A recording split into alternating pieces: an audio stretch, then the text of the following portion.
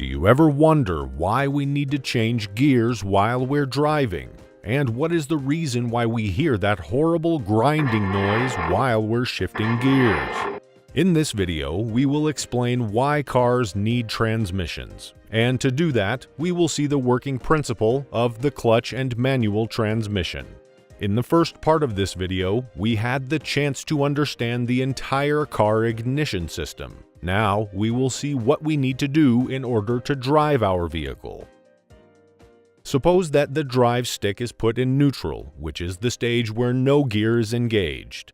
Before we change the gear ratio, we have to press the clutch pedal on the left all the way down. The purpose of this pedal is to control the speed of our vehicle by partially engaging the clutch plate, which is a mechanical device made of one or more friction discs pressed tightly together. This plate allows the flywheel and the crankshaft to be gradually combined or disengaged with the gearbox.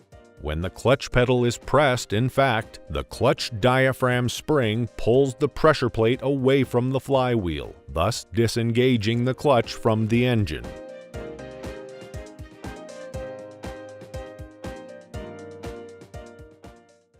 Now, with the clutch pedal pressed, we have to put the drive stick in this position. As we can see in this animation, the shift sleeve is sliding from the hub, which is fixed to the shaft, to the synchronizer cone of the first gear. Now that the first gear is selected, we have to release the clutch while slowly pressing down on the gas pedal in order to reconnect the engine to the gearbox and thus to move the vehicle forward.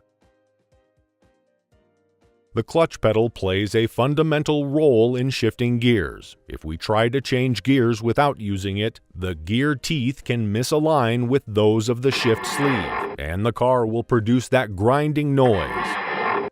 But we will talk about this in a moment. Let's focus now on the manual transmission operation. In internal combustion engines, the RPM band within which the engine produces its peak torque is limited. For this reason, transmissions allow us to control the speed and torque available to the drive wheels by selecting different shift ratios for different driving conditions, whether the car speeds up or slows down. Lower gears have higher torque in order to achieve better acceleration, but at the same time, they have lower transmission speed, which is useful to start to drive from a standstill or climb a hill.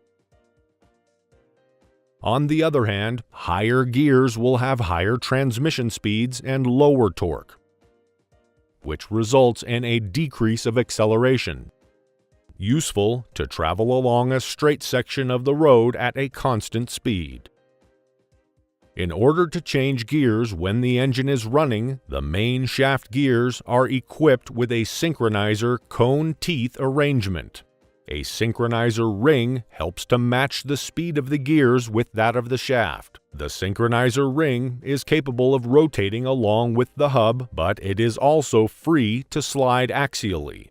As we already said, if we try to change gears without using the clutch, the gear teeth can misalign with those of the shift sleeve, and suddenly we hear the grinding noise.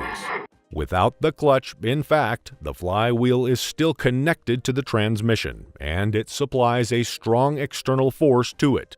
In this situation, the synchronizers don't have enough time to match speed of the gears with the one of the shaft. Furthermore, when we perform clutchless shifting, we are creating a large amount of unneeded wear on our synchronizers. With that in mind, we can now shift into second gear,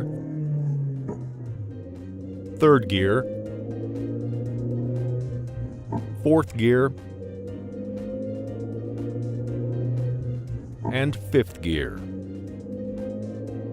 The reverse gear instead has a different configuration. More than 10 years in industrial supplies have led JIS to become a qualified partner for some of the most important automobile manufacturing companies, providing its technical support over a wide range of industrial components necessary during the production process of many types of vehicles. Here, we can notice that the reverse gear uses a 3-gear arrangement. Out of those, 1 is the idle gear. When the idle gear is pushed and connected to the other 2 gears, the output shaft will turn in the reverse direction. It is important to note that there's no synchronizer in the reverse gear, so we can only engage reverse from a standstill. The rotary motion of the output shaft is now transmitted via differential to the wheels.